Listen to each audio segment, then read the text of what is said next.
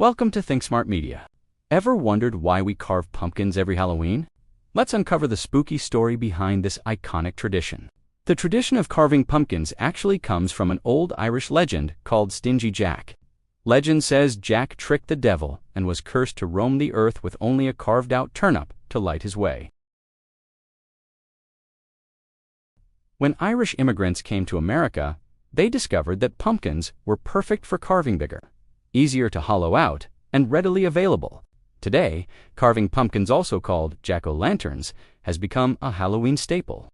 People carve spooky faces, funny designs, or even intricate masterpieces to decorate their homes. It's more than just fun. It's a way to celebrate creativity, ward off spirits according to folklore, and get into the Halloween spirit. So next time you light up your jack-o'-lantern, remember, it's more than just decoration, it's a piece of history. If you enjoyed this spooky fact, give ThinkSmart Media a thumbs up, comment your favorite pumpkin design, and subscribe for more fascinating stories. Happy Halloween!